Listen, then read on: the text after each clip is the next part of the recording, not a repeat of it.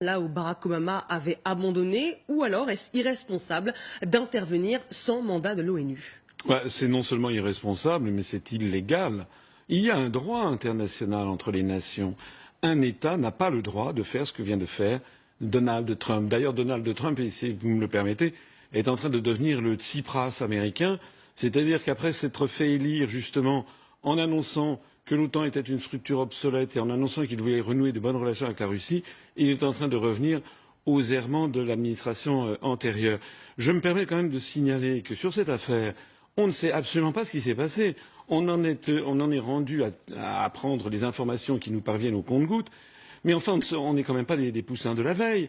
Rappelez-vous comment la guerre en Irak a été déclenchée. Paraît-il que Saddam Hussein avait des armes de destruction massive. On se rappelle comment le secrétaire d'État à l'époque, Colin Powell, avait agité une fiole devant le Conseil de sécurité des Nations Unies comme étant la preuve que Saddam Hussein détenait des armes de destruction massive. Mais là, Quelques mois après, on a appris que c'était faux. Il n'y avait jamais eu d'armes de destruction massive. Rappelez-vous ce qui s'est passé avec le massacre de la Ghouta. Je crois que c'était le 26 août 2013. Aussitôt, il y a eu un bombardement chimique. Aussitôt, ça avait été le régime de Bachar el-Assad qui avait été accusé. Maintenant, quand vous examinez 3 ans après ce qui s'est passé, ou 4 ans après, le mystère reste entier, mais il y a quand même eu un rapport du très prestigieux Massachusetts Institute of Technology, c'est-à-dire un des endroits les plus célèbres des États-Unis d'Amérique en matière de fiabilité des analyses, qui dit non, en fait, c'était pas Bachar el-Assad, c'était en fait les rebelles. Donc moi, là, je suis sidéré que l'on puisse, 24 heures après les événements, ou 48 heures, dire d'un seul coup, ben voilà, en fait, on recommence les scénarios antérieurs. Monsieur Trump n'a pas le droit, en termes internationaux, de faire ce qu'il a fait, et la France n'a pas le droit de suivre ça. Il y a un droit, il y a une charte à l'Organisation des Nations Unies. On va y revenir. En tout cas, c'est l'argument avancé par la Russie, alliée de Bachar el-Assad. On écoute le ministre russe des Affaires étrangères. Il s'agit d'un acte d'agression sous un prétexte fallacieux. Toute la situation fait penser à l'année 2003, quand les États-Unis, la Grande-Bretagne, avec leurs alliés, ont fait irruption en Irak sans l'assentiment du Conseil de sécurité et en violation flagrante du droit international. Mais à l'époque, ils avaient au moins essayé de fournir des preuves. Cette fois-ci, on n'a même pas pris la peine de fournir des preuves. On s'est appuyé sur des photographies. On a une fois de plus spéculé sur des photos d'enfants. Vous l'avez rappelé, depuis mardi soir, l'enquête n'a pas encore eu lieu. Mais déjà, en 2013, il y avait eu des soupçons d'utilisation d'armes chimiques par le régime syrien et des observateurs internationaux avaient constaté que des armes chimiques avaient bien été utilisées. Donc est-ce qu'on doit laisser le peuple syrien pris en étau entre Bachar el-Assad et Daesh? Non, mais je rappelle encore une fois que les affirmations qui avaient eu lieu en 2013 ont été ensuite démenties et que actuellement le mystère reste entier, mais que les meilleurs spécialistes doutent de plus en plus que ce fut le régime de Bachar el-Assad qui avait procédé à ça. Je rappelle aussi quelque chose, c'est qu'il y a quand même l'Organisation pour l'interdiction des armes chimiques, qui est une filiale de l'ONU, qui a vérifié que le régime syrien avait détruit toutes ses armes chimiques quand même. Donc, comment dirais-je, l'analyse faite par la Russie selon laquelle ce bombardement par mégarde aurait frappé un hangar détenant où il y aurait eu des armes chimiques détenues par les rebelles justement de Daesh ou d'Al-Nosra, c'est une information qu'il faut quand même prendre en considération. Vous faites confiance au régime syrien? Non, je ne fais pas. Écoutez, c'est pas moi qui fais confiance. Ça a été validé par l'ensemble des experts de l'ONU. Donc ça a été validé. Par ailleurs, il y a quelque chose que je voudrais dire. C'est qu'il n'y a pas que la Russie qui proteste. C'est que depuis, sur ces affaires syriennes, c'est arrivé 6 fois au Conseil de sécurité, la Chine a également opposé son veto, comme la Russie, à l'ensemble des opérations. C'est-à-dire que contrairement à ce que l'on veut faire croire aux Français, la grande majorité des États du monde, en réalité, continuent à reconnaître Bachar el-Assad comme étant le président des Syriens. C'est ça la réalité. Il faut tenir compte du droit international. Encore un mot. Il y a aussi une opération de politique intérieure américaine, je pense, parce que Donald Trump a annoncé ce bombardement au moment même où il recevait en Floride le président chinois Xi Jinping. Donc c'est aussi, à mon avis, une façon de montrer ses muscles face à la grande puissance chinoise montante et l'inquiétude des États-Unis de voir se constituer un bloc entre la Russie et la Chine pour éventuellement torpiller leur influence mondiale. Alors François Hollande, lui, veut poursuivre la réponse américaine au niveau international. Il va réunir un conseil de défense ce soir. On l'écoute et on vous fait réagir après.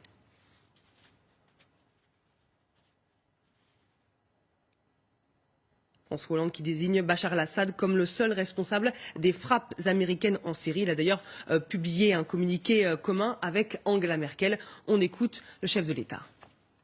Après nous avoir informés, les Américains ont décidé de frapper un certain nombre d'installations en Syrie. Je considère que cette opération était une réponse. Elle doit maintenant être poursuivie au niveau international dans le cadre des Nations Unies, si c'est possible, de façon à ce que nous puissions aller jusqu'au bout des sanctions contre Bachar el-Assad et empêcher qu'il y ait de nouveau utilisation des armes chimiques et écrasement par ce régime de son propre peuple. On a compris que François Hollande veut agir dans le cadre d'un mandat de l'ONU, si les soupçons sur l'utilisation d'armes chimiques sont avérés. Est-ce que la position de la France est juste ? Mais non, excusez-moi, moi ce que je viens d'entendre, c'est que M. Hollande se range. Vous savez, la France est devenue un satellite de Washington, comme l'Allemagne, exactement comme on disait de la Tchécoslovaquie ou de la Pologne, qui étaient des satellites de Moscou du temps de l'Union soviétique. Je suis désolé, M. Hollande vient de dire des choses absolument scandaleuses dans la bouche d'un chef de l'État français, puisqu'il approuve une agression contre un État souverain, ce qui, j'insiste, est contraire au droit international. Et il incrimine tout de suite Bachar el-Assad dans la responsabilité de ce bombardement. Encore une fois, on ne sait rien. Je voudrais d'ailleurs dire à ce propos, et de toute façon, il n'aura pas le soutien de l'ONU. Il y aura de toute façon la Russie et la Chine qui vont opposer leur veto. Ils l'ont déjà dit. Donc de toute façon, M. Hollande parle pour ne rien dire. Il agite l'Organisation des Nations Unies, mais en fait, il est en faveur d'actions unilatérales dirigées par Washington. C'est ça la réalité. La France n'est plus une puissance souveraine qui mène, comme je souhaite, moi, ce que devrait faire la France, c'est avoir la même position que la Chine, en définitive, qui est très prudente et qui dit on n'a pas le droit de faire ce que viennent de faire les États-Unis, il faut une enquête indépendante de l'Organisation des Nations Unies. Pour l'instant, on ne sait pas ce qui s'est passé, et de toute façon, un État n'a pas le droit de se faire justice soi-même. C'est comme un particulier. Un particulier en France n'a pas le droit de se faire justice soi-même. Si vous étiez élu président de la République, donc vous refuseriez d'intervenir en Syrie, même s'il y a des réfugiés massivement qui quittent leur pays parce qu'ils accusent Bachar el-Assad de gazer son peuple. Mais ça, c'est vous qui le dites. Il y en a certains. C'est les réfugiés syriens qui le disent. Oui, il y en a quelques-uns qui le disent, mais enfin, la grande majorité des Syriens, semble-t-il, sont plutôt du côté de Bachar el-Assad. Moi, ce que je vois, c'est que... Savez-vous sur quels éléments vous appuyez pour savoir que le peuple syrien est derrière le régime ? Parce que lorsqu'un peuple veut se débarrasser d'un président de la République, eh bien, on le voit, M. Bachar el-Assad ne tiendrait pas depuis plusieurs années s'il n'avait pas le soutien d'une certaine partie de sa population. La situation est complexe. Vous savez qu'il y a Daesh d'un côté et le régime syrien de l'autre. Je n'ai pas dit que la situation n'était pas complexe. Voilà, moi, ce que je fais, c'est que vous savez ce que disait Charles de Gaulle dans les Mémoires de guerre, vers l'Orient compliqué, je partais avec des idées simples. Les idées simples, c'est faire respecter le droit international de toute façon. Et puis il y a une autre idée simple, c'est que nous sommes peut-être au bord d'une troisième guerre mondiale. Quand je vois des gens comme M. Macron, qui est d'une folle incompétence, d'une folle irresponsabilité, qui dit qu'il faut faire une intervention militaire en Syrie, M. Macron ne se rend pas compte de ce qu'il y a en face. En face, il y a la Russie qui est quand même la deuxième puissance nucléaire mondiale. Dans le cadre de l'ONU, avec l'accord de la Russie. Il ne dit pas qu'il faut partir sans l'accord de la Russie. Écoutez, ce n'est pas ce que j'ai vu. Moi, ce n'est pas ce que j'ai vu. Il le dit dans le cadre de l'ONU, c'est-à-dire qu'il ne faut pas... Mais ça, encore une fois, en tout cas, il a pris note, paraît-il, du bombardement. M. Macron approuve totalement les bombardements faits par les États-Unis. Donc M. Macron, qui n'a d'ailleurs aucune expérience internationale, et c'est quelqu'un qui a 38 ans, qui n'a pas d'expérience internationale, il est là en train de dire aux Français, la fleur au fusil, on va aller intervenir sur une information qui est sortie d'un chapeau. D'ailleurs, il y a aussi autre chose que je voudrais dire. Pourquoi est-ce qu'on parle toujours de la Syrie et qu'on ne parle jamais de ce qui se passe au Yémen ou de ce qui se passe au Congo, où il y a des centaines, des milliers de morts tous les jours qui y sont là, et jamais personne n'en parle dans les grands médias occidentaux. Ça veut donc dire qu'il y a des intérêts puissants derrière l'affaire syrienne, et que ces mêmes intérêts n'ont pas intérêt à ce que l'on parle de ce qui se passe à l'est du Congo ou au Yémen. Alors écoutez ces réactions politiques, vous évoquiez Emmanuel Macron. Il y a évidemment ceux qui sont partagés, qui émettent des réserves sur l'action de Donald Trump sans concertation avec l'ONU, et ceux qui soutiennent le président américain. Il m'apparaît étonnant d'agir avant d'avoir le résultat d'une enquête internationale indépendante sur ce sujet.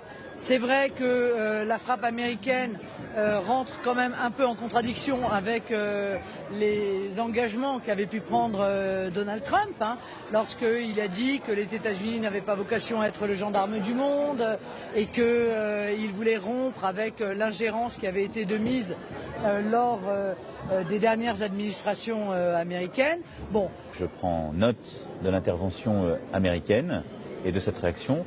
Mon souhait pour ma part, c'est qu'il y ait véritablement une action coordonnée sur le plan international en représailles au régime de Bachar el-Assad et en tout cas aux crimes qui ont été commis. Écoutez, je ne sais pas si aujourd'hui il s'agit d'envoyer des militaires sur le terrain. Et je pense surtout qu'il faut trouver une solution politique. Il n'y a pas de solution militaire. C'est quoi la solution La solution politique, c'est qu'on en finisse avec le régime de Bachar el-Assad par des négociations qui intègrent toutes les parties au conflit, dont l'opposition syrienne, qui n'est pas une opposition terroriste. Est-ce que c'est parfaitement la Russie?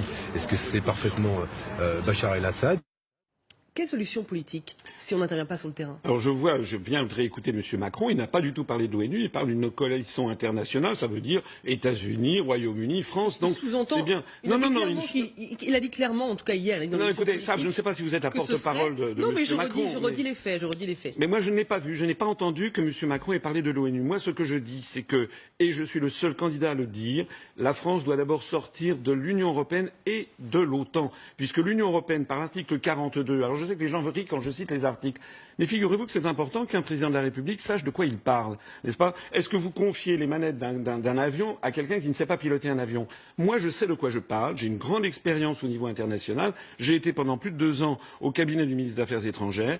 L'Union européenne nous place sous la tutelle de l'OTAN par l'article 42 du traité de l'Union européenne, et tant qu'on restera dans ces deux structures qui sont l'Union européenne et l'OTAN, nous allons être entraînés, comme on le voit maintenant, vers des conflits de plus en plus meurtriers et un risque de troisième guerre mondiale. L'Europe, c'est la guerre. L'Europe est en train de nous entraîner vers la guerre. Vous dites, ce n'est pas notre affaire, on ne s'en occupe pas.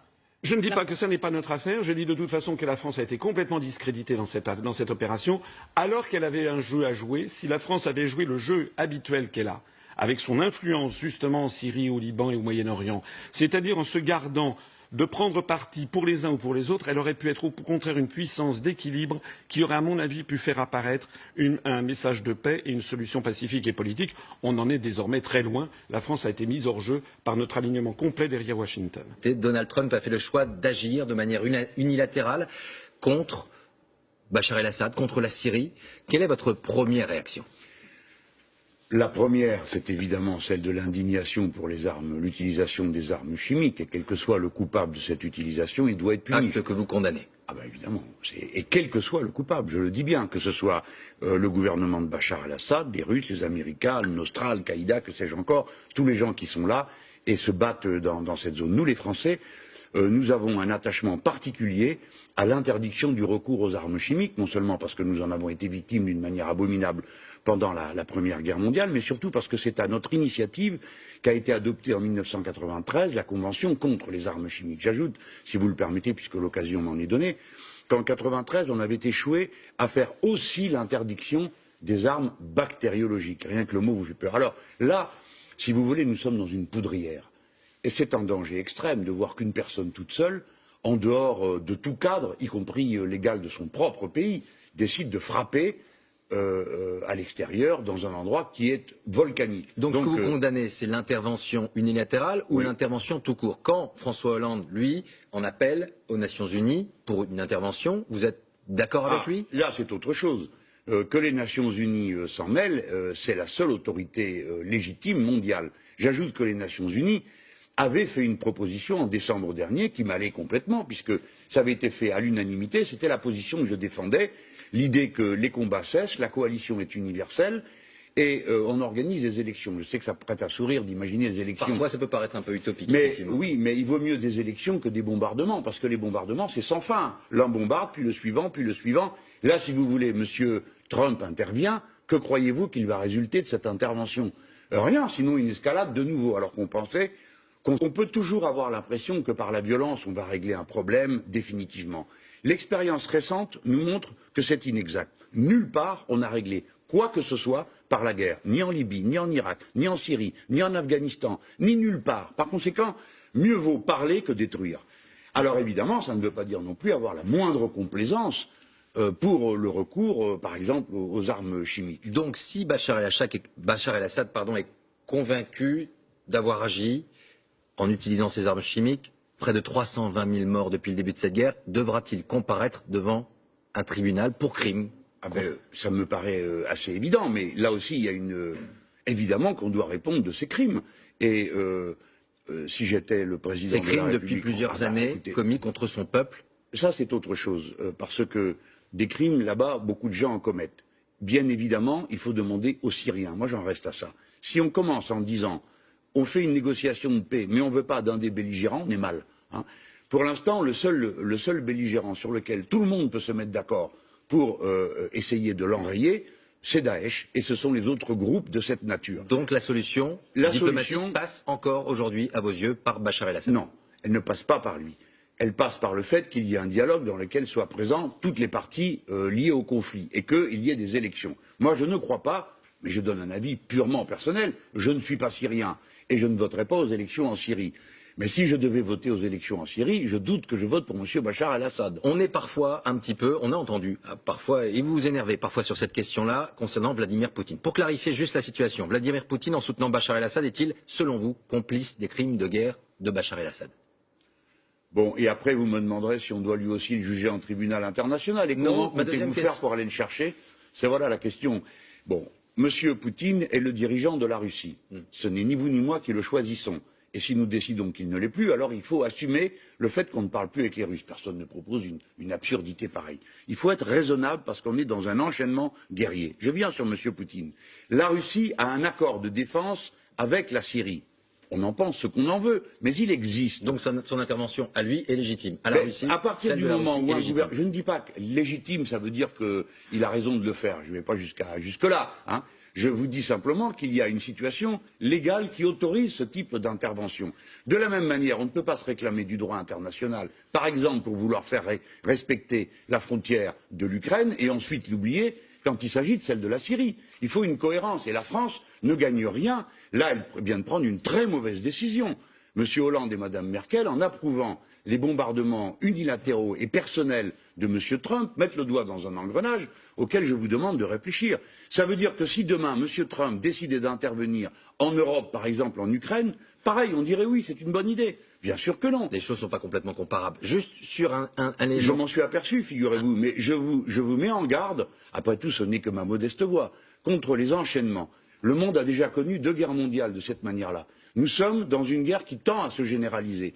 Ni vous ni moi, à cette heure, Monsieur Delahousse, ne connaissons réellement les motivations, ni de ceux qui ont utilisé les armes chimiques, ni de la riposte de M. Trump. Car si vous regardez les spécialistes des questions internationales, qui ont écrit depuis hier soir, vous voyez que les arguments sont extrêmement nombreux, qui montrent qu'il y a un besoin pour les États-Unis d'Amérique de rétablir une position de force. N'en soyons pas, nous, les complices involontaires. Dans ce contexte de tension, parfois de chaos qui pourrait s'annoncer, oui. Vous souhaitez une sortie de la France de l'OTAN. Certains de vos adversaires vous répondent « Mais M. Mélenchon, nous ne pouvons pas être seuls face justement à la puissance des États-Unis, à la puissance de la Russie, à la puissance de la Chine. La France est plus forte peut-être dans le commandement de l'OTAN. » Je ne le crois pas. Au demeurant, une telle situation s'est déjà présentée dans le passé.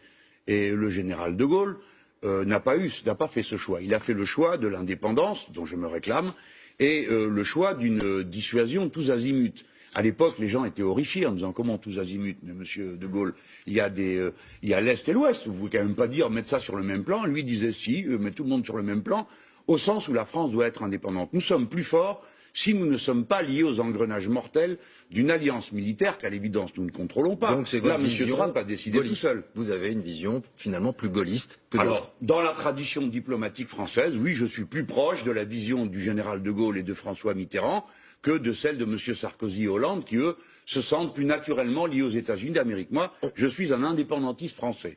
Les Français devraient voter pour moi parce que d'abord, je suis quelqu'un d'honnête. Je ne suis pas quelqu'un sorti du sérail politique. Je ne suis pas quelqu'un qui suis financé par des grandes puissances d'argent. Je ne suis pas quelqu'un qui lance des formules marketing. Moi, je connais mes dossiers. Je suis quelqu'un de compétent. Et par ailleurs, j'insiste au cours de cette élection présidentielle sur ce qu'est le président de la République. Je ne confonds pas le président de la République avec le Premier ministre. Le président de la République, en vertu de l'article 5 de la Constitution, premièrement, doit veiller au respect de la Constitution. C'est ce que je fais justement en rappelant sans cesse les articles. Deuxièmement, le président de la République est le garant de l'indépendance nationale. Moi, j'aimerais savoir comment les autres candidats affirment être le garant de l'indépendance nationale. Quand je vois, par exemple, que M. Mélenchon, la réaction de M. Mélenchon sur cette affaire syrienne, elle est comme d'habitude, elle est chèvre-chou. C'est un oxymore. En fait, M. Mélenchon, s'il était élu, serait le Tsipras français, comme d'ailleurs Donald Trump est le Tsipras américain. Moi, les choses avec moi sont toujours claires et nettes. Si je demande aux gens de bien réfléchir,